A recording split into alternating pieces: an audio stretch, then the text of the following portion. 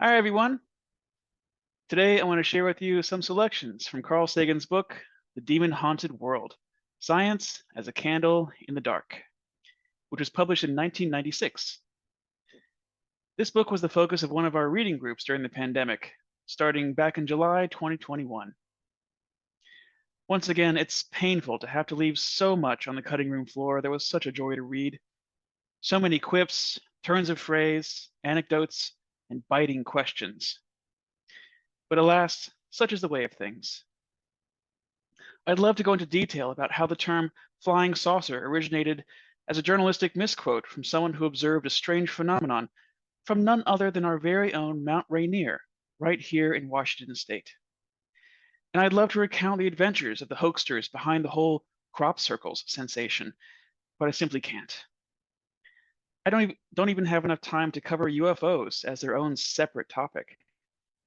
If those topics pique your interest, please do pick up a copy of Carl Sagan's book, give it a read, and let's geek out over it. For now, let's start with the story of Betty and Barney Hill. The first alien abduction story in the modern genre was that of Betty and Barney Hill, a New Hampshire couple. She, a social worker, and he, a post office employee. During a late night drive in 1961 through the White Mountains, Betty spotted a bright, initially star-like UFO that seemed to follow them. Because Barney feared it might harm them, they left the main highway for narrow mountain roads, arriving home 2 hours later than they'd expected. The experience prompted Betty to read a book that described UFOs as spaceships from other worlds. Their occupants were little men who sometimes abducted humans. Soon after, she experienced a terrifying, repetitive nightmare in which she and Barney were abducted and taken aboard the UFO. Barney overheard her describing the stream to friends, coworkers, and volunteer UFO investigators. By a week or so after the experience, they were describing a pancake-like UFO with uniformed figures seen through the craft's transparent windows. Several years later, Barney's psychiatrist referred him to a hypnotherapist named Benjamin Simon. Betty came to be hypnotized as well. Under hypnosis, they separately filled in details of what had happened during the missing 2 hours. They watched the UFO land on the highway and were taken, partly immobilized, inside the craft, where short, gray, humanoid creatures subjected them to unconventional medical examinations, including a needle in her navel. This was before amniocentesis had been invented on Earth. There are those who now believe that eggs were taken from Betty's ovaries and sperm from Barney, although that isn't part of the original story. The captain showed Betty a map of interstellar space with the ship's routes marked. Martin S. Kottmeyer has shown that many of the motifs in the Hills account can be found in a 1953 motion picture titled Invaders from Mars. And Barney's story of what the aliens look like, especially their enormous eyes, emerged in a hypnosis session just 12 days after the airing of an episode of the television series The Outer Limits, in which such an alien was portrayed. The Hill case was widely discussed. It was made into a 1975 TV movie that introduced the idea that short, gray, alien abductors are among us into the psyches of millions of people.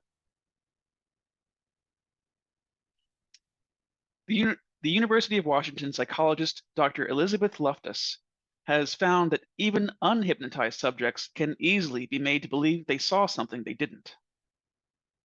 In a typical experiment, subjects will view a film of a car accident. In the course of being questioned about what they saw, they're casually given false information. For example, a stop sign is offhandedly referred to, although there wasn't one in the film. Many subjects then dutifully recall seeing a stop sign. When the deception is revealed, some vehemently protest, stressing how vividly they remember the sign. The greater the time lag between viewing the film and being given the false information, the more people allow their memories to be tampered with. Loftus argues that Memories of an event more closely resemble a story undergoing constant revision than a packet of pristine information. There are many other examples of greater emotional impact. For instance, a spurious memory of being lost as a child in a shopping mall. Once the key idea is suggested, the patient often plausibly fleshes out the supporting details. Lucid, but wholly false recollections can easily be induced by a few cues and questions, especially in the therapeutic setting. Memory can be contaminated. False memories can be implanted, even in minds that do not consider themselves vulnerable and uncritical. Therapists must be very careful that they do not accidentally implant or select the stories that they elicit. From 1894 to the time of this writing in 1996, repeated surveys have shown that 10 to 25% of ordinary, functioning people have experienced, at least once in their lifetimes, a vivid hallucination. Hearing a voice, usually, or seeing a form when there's no one there. More rarely, people sense a haunting aroma, or hear music, or receive a revelation that arrives independent of the senses. In some cases, these become transforming personal events or profound religious experiences. Carl Sagan himself has experienced, he says, probably a dozen hallucinations of hearing his late mother or father, who he missed very much, calling his name in a conversational tone of voice. Such hallucinations may occur to perfectly normal people under perfectly ordinary circumstances. Hallucinations can also be elicited by a campfire at night, or under emotional stress, or during epileptic seizures, or migraine headaches, or high fever, or by prolonged fasting or sleeplessness, unusual isolation or loneliness, or sensory deprivation, for example, in solitary confinement. Sagan later reiterates that hallucinations are common. If you have one, it doesn't mean you're crazy. He quotes a former medical director of UCLA's neuropsychiatric clinic, writing in the 15th edition of the Encyclopedia Britannica, quote, "It appears that all human behavior and experience, normal as well as abnormal, is well attended by illusory and hallucinatory phenomena. While the relationship of these phenomena to mental illness has been well documented, their role in everyday life has perhaps not been considered enough. Greater understanding of illusions and hallucinations among normal people may provide explanations for experiences otherwise relegated to the uncanny, extrasensory, or supernatural." End quote. It is telling that alien abductions occur mainly on falling asleep or when waking up, or on long automobile drives where there is a well-known danger of falling into some autohypnotic reverie. Abduction therapists are puzzled when their patients describe crying out in terror while their spouses sleep leadenly beside them. But isn't this typical of dreams? Our shouts for help going unheard? Might these stories have something to do with sleep and, as Dr. Simon proposed for the Hills, a kind of dream?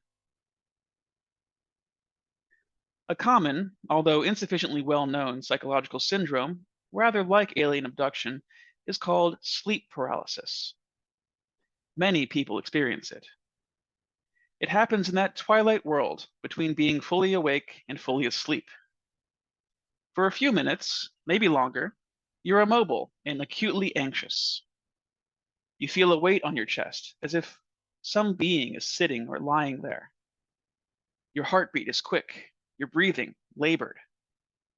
You may experience auditory or visual hallucinations of people, demons, ghosts, animals, or birds. In the right setting, the experience can have the full force and impact of reality, according to Robert Baker, a psychologist at the University of Kentucky. Sometimes there's a marked sexual component to the hallucination. Baker argues that these common sleep disturbances are behind many, if not most, of the alien abduction accounts. We also know from early work of the Canadian neurophysiologist Wilder Penfield that electrical stimulation of certain regions of the brain elicits full-blown hallucinations. People with temporal lobe epilepsy, involving a cascade of naturally generated electrical impulses in the part of the brain beneath the forehead, experience a range of hallucinations almost indistinguishable from reality, including the presence of one or more strange beings, anxiety, floating through the air, sexual experiences, and a sense of missing time. There is also what feels like a profound insight into the deepest questions and a need to spread the word. A continuum of spontaneous temporal lobe stimulation seems to stretch from people with serious epilepsy on one hand to the most average among us. In at least one case reported by another Canadian neuroscientist, Michael Persinger, administration of the anti-epileptic drug carbamazepine eliminated a woman's recurring sense of experiencing the standard alien abduction scenario. So, such hallucinations, generated spontaneously or with chemical or experiential assists, may play a role, perhaps a central role, in the UFO accounts. Belief in demons was widespread in the ancient world. Socrates described his philosophical inspiration as the work of a personal, benign demon. Plato stoutly denied that demons were a source of evil, but all later Platonists, including the Neoplatonists who powerfully influenced Christian philosophy, held that some demons were good and others evil. St. Augustine was much vexed with demons. He quotes the pagan thinking prevalent at his time. The gods occupy the loftiest regions, men the lowest, the demons the middle region. Augustine assimilates this ancient tradition, replaces gods by God, and demonizes the demons, arguing that they are, without exception, malign, with no redeeming virtues, the fount of all spiritual and material evil. Sagan shares with us the fun fact that demon means knowledge in Greek, as in the word demonstrate, whereas the Latin word for knowledge is science. That's interesting. And what is it that demons do? Demons, the powers of the air, quote, busy themselves by interfering with the process of normal copulation and conception, by obtaining human semen and themselves transferring it, end quote. They come down from the skies and have unlawful sexual congress with women. Augustine believed that witches were the offspring of these forbidden unions. The demonic seducers of women were labeled incubi, whereas the seducers of men were labeled succubi. As they seduced, the incubi and succubi were perceived as a weight bearing down on the chest of the dreamer. Mare, despite its Latin meaning, is the Old English word for incubus, and nightmare meant originally the demon that sits on the chests of sleepers, tormenting them with dreams. As early as the year 360, demons are described as coming and going at will in locked rooms. There's no spaceship in these stories, but most of the central elements of the alien abduction account are present, including sexually obsessive non-humans who live in the sky, walk through walls, communicate telepathically, and perform breeding experiments on the human species. In 1645, a Cornish teenager, Anne Jeffreys, was found groggy, crumpled on the floor. Much later, she recalled being attacked by half a dozen little men, carried, paralyzed, to a castle in the air, seduced, and returned home. She called the little men fairies. For many pious Christians, as for the inquisitors of Joan of Arc, this was a distinction without a difference. Fairies were demons, plain and simple. They returned to terrify and torment Anne. The next year, she was arrested for witchcraft. Fairies traditionally have magic powers and can cause paralysis by the merest touch. The ordinary passage of time is slowed in fairyland. Fairies are reproductively impaired, so they mate with humans and carry off babies from their cradles. Now it seems a fair question. If Anne Jeffries had grown up in a culture touting aliens rather than fairies and UFOs rather than castles in the air, would her story have been distinguishable in any significant respect from the ones that abductees tell? Is it possible that people in all times and places occasionally experience vivid, realistic hallucinations, often with sexual content, about abduction by strange, telepathic, aerial creatures who ooze through walls, with the details filled in by the prevailing cultural idioms sucked out of the zeitgeist? Perhaps when everyone knows that gods come down to earth, we hallucinate gods.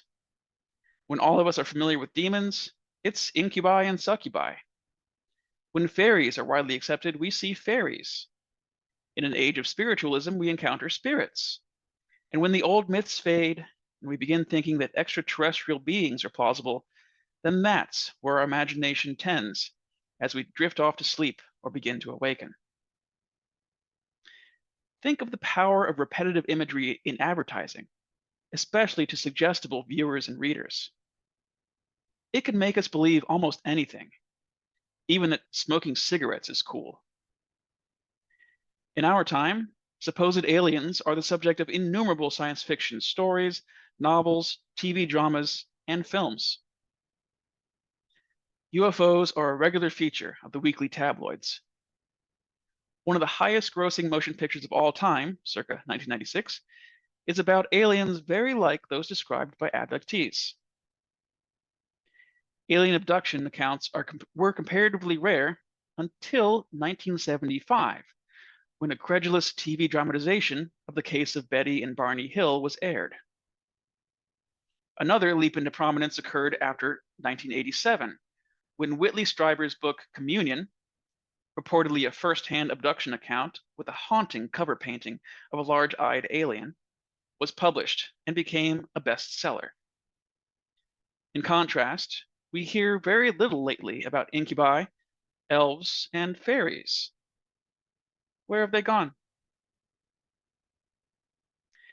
Far from being global, alien abduction stories are disappointingly local. The vast majority emanate from North America.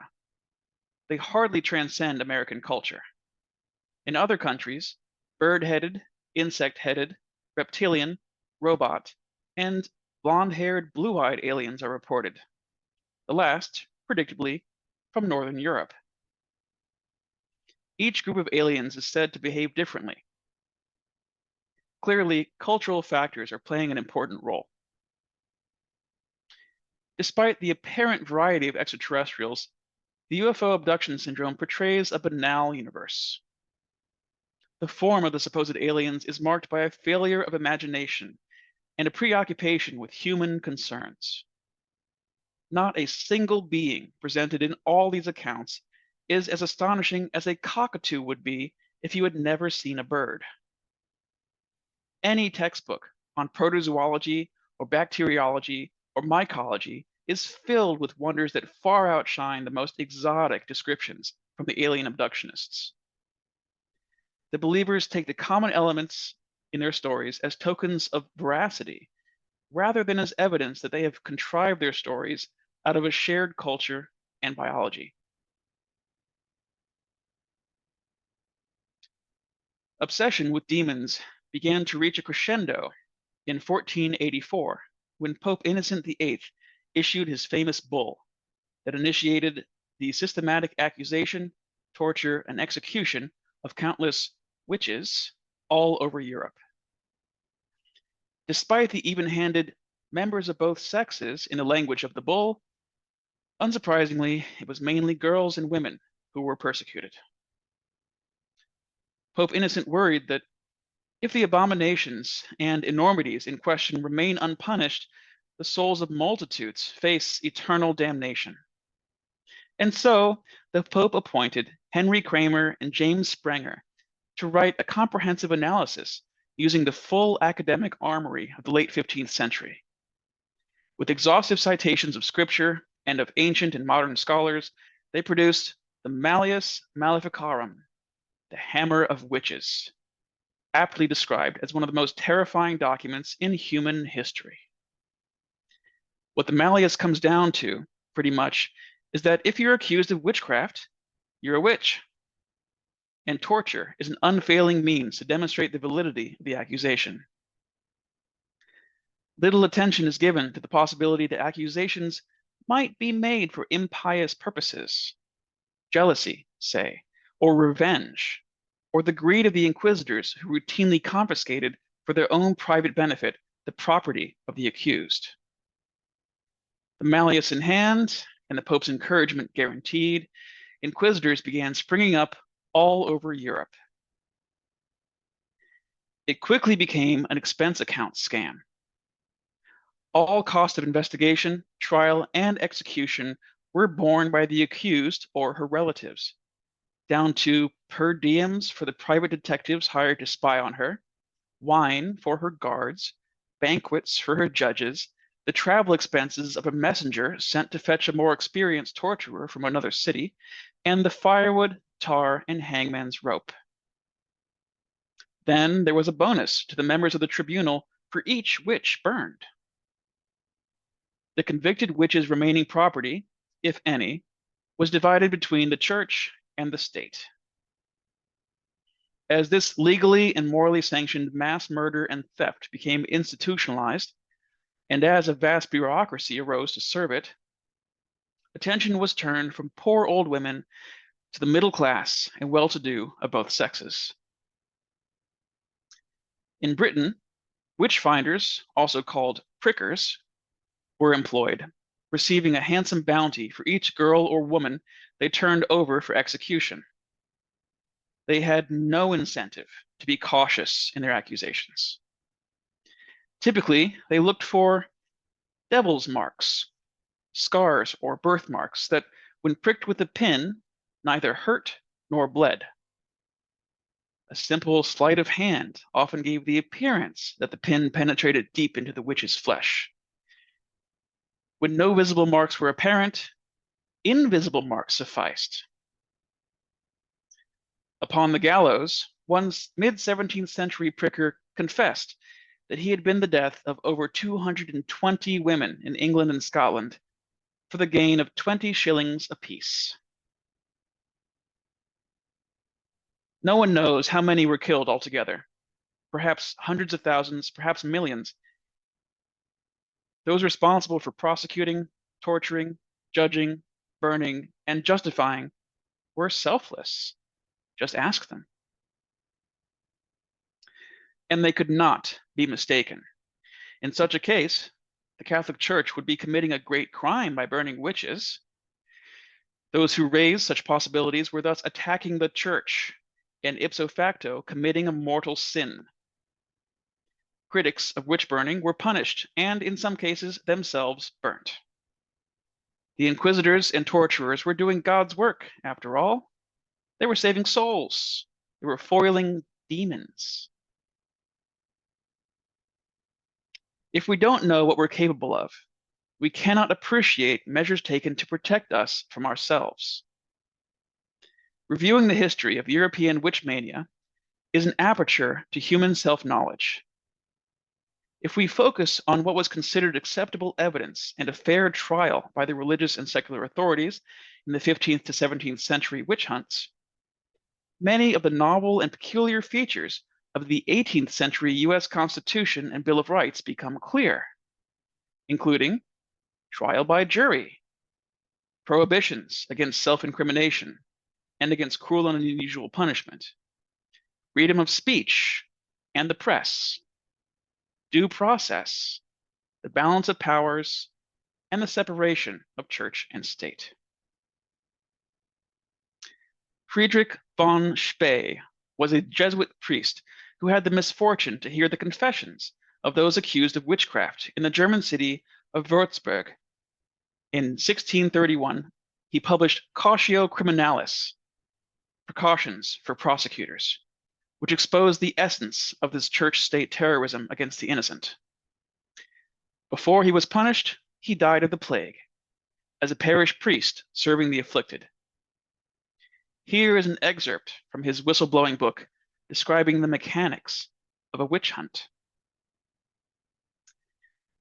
Incredibly, among us Germans, and especially, I'm ashamed to say, among Catholics, are popular superstitions, envy, calumnies, backbiting, insinuations, and the like, which, being neither punished nor refuted, stir up suspicion of witchcraft.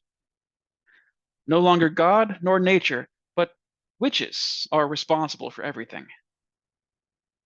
Hence, everybody sets up a clamor that the magistrate investigate the witches, whom only popular gossip has made so numerous. Princes, therefore, bid their judges and counselors to bring proceedings against the witches. The judges hardly know where to start, since they have no evidence or proof. Meanwhile, the people call this delay suspicious, and the princes are persuaded by some informer or another to this effect. In Germany, to offend these princes is a serious offense. Even clergymen approve whatever pleases them, not caring by whom these princes, however well-intentioned, have been instigated. At last, therefore, the judges yield to their wishes and contrive to begin the trials. Other judges who still delay, afraid to get involved in this ticklish matter, are sent a special investigator.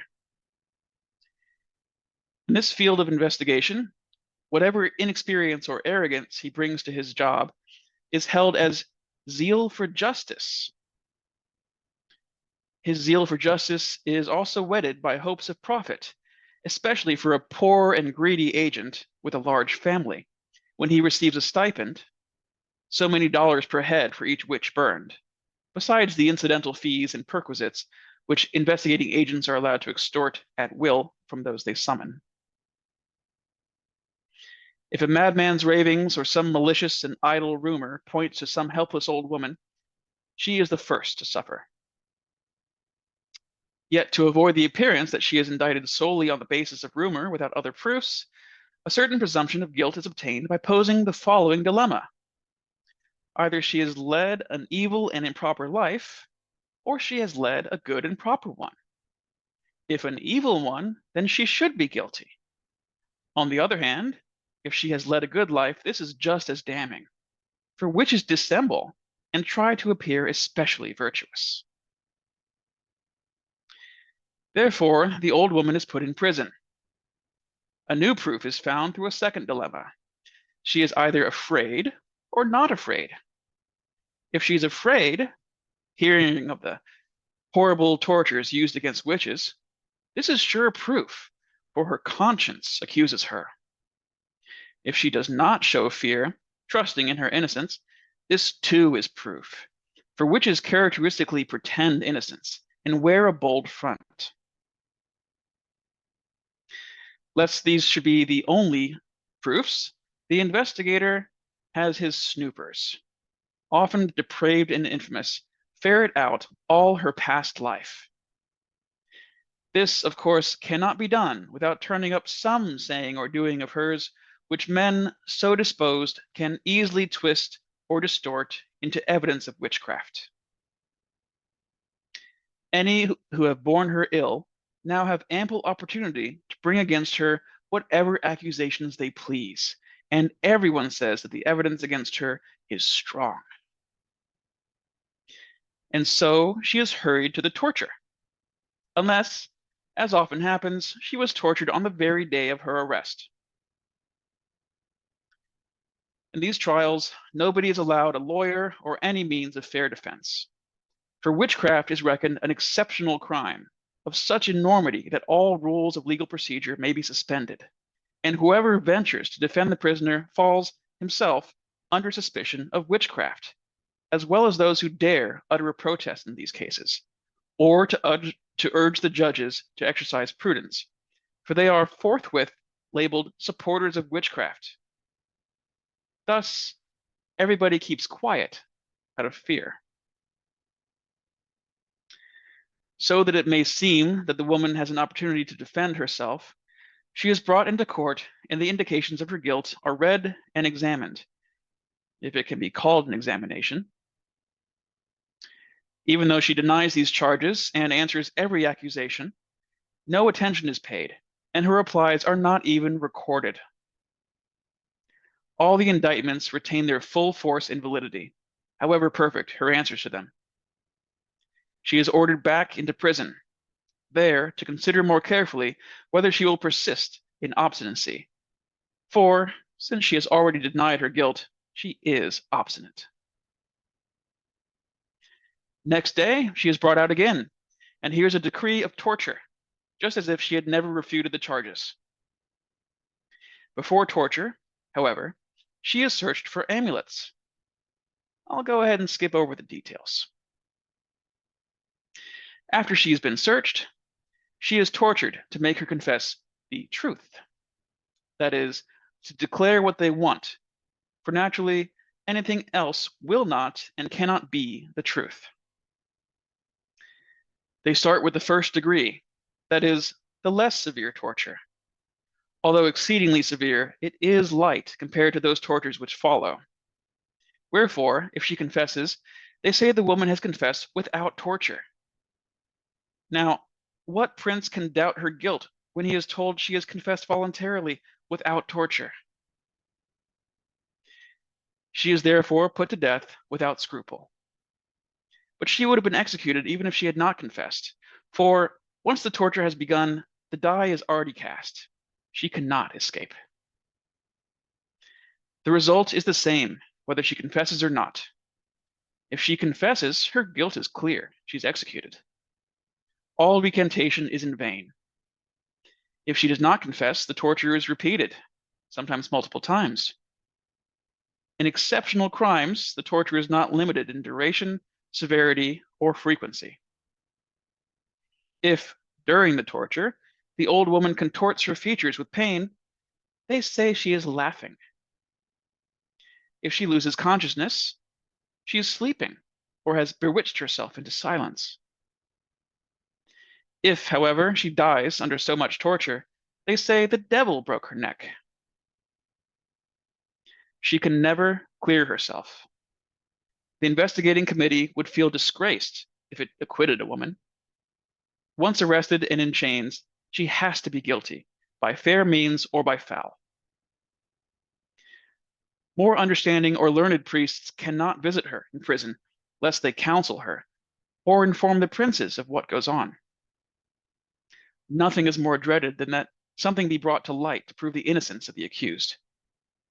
Persons who try to do so are labeled troublemakers. Now, in heaven's name, I would like to know, since she who confesses and she who does not both perish alike, how can anybody, no matter how innocent, escape? When, under stress of pain, the witch has confessed, her plight is indescribable. Not only can she herself never escape, but she is also compelled to accuse others, whom she does not know, whose names are frequently put into her mouth by the investigators, or suggested by the executioner, or who she's heard of being suspected or accused. These, in turn, are forced to accuse others, and these still others, and so it goes on. Who can help but see that it must go on and on? The judges must either suspend these trials and so impute their validity, or else burn their own folk, themselves, and everybody else.